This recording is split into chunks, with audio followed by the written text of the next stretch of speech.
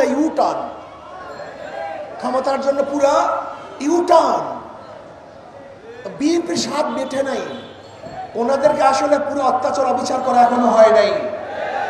আওয়ামী লীগ সরকার যেই পরিমাণ নির্যাতন করছে তাতে ওনারা স্বাদ মিঠে নাই। ওনারা আবারও আওয়ামী লীগকে ক্ষমতা আনার জন্য পথ উন্মোচন করছেন। কারণটা কি? চোরে চোরে হালি, এক চোরে বিয়া করে আর এক চোরে হালি। এই 53 বছরে এরা সিন্ডিকেট করে বাংলাদেশকে লুটপাটের এক মহাসড়কে পরিণত করেছে।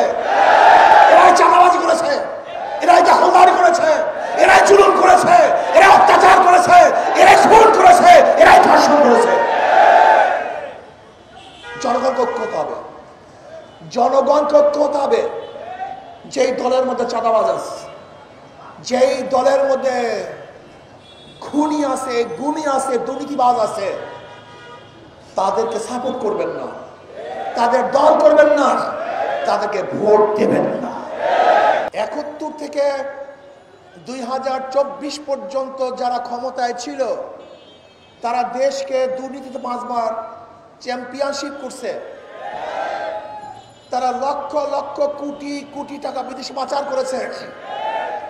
যারা ক্ষমতায় ছিল বিচারবিহীন বহুত হত্যা করেছে, বহুত গুম করেছে, বহুত খুন করেছে।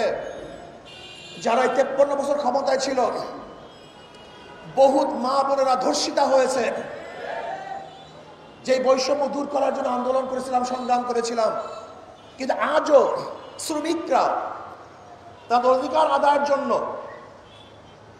তাদের ন্যায্য প্রাপ্তির জন্য আজকেও রাস্তায় আছে, আন্দোলন করছে।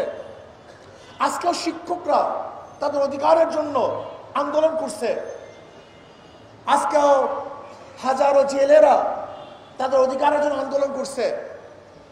গার্মেন্টস সেক্টর বলেন, শ্রমিক বলেন, মজদুর বলেন, চাকরিজীবী বলেন, পুরুষ বলেন, মহিলা বলেন, মিডিয়া কর্মী বলেন, যত প্রকার, যত ডিজাইনের, যত পেশার মানুষ বাংলাদেশে আছে সবাই বৈষম্য শিকার।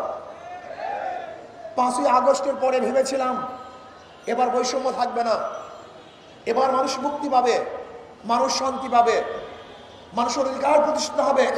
কিন্তু কি দেখলাম? 5ই আগস্টের পরেও আবারও বিচারবিহীন হত্যা, আবারও কি দেখলাম? চাঁদাবাজি, আবারও কি দেখলাম? খুন, জুলুম, অত্যাচার, দখলদারি, আবারও মিথ্যা মামলা সয়লাভ, আবারও সন্ত্রাস, আবারও গুন্ডামি, আবারও বদমাশি, আবারও অত্যাচার, আবারও অবিচার। তার মানে আমাদের আন্দোলন এখনো শেষ হয় নাই, আমাদের সংগ্রাম এখনো শেষ হয় নাই, এখনো বৈষম্য দূর করতে পারি নাই।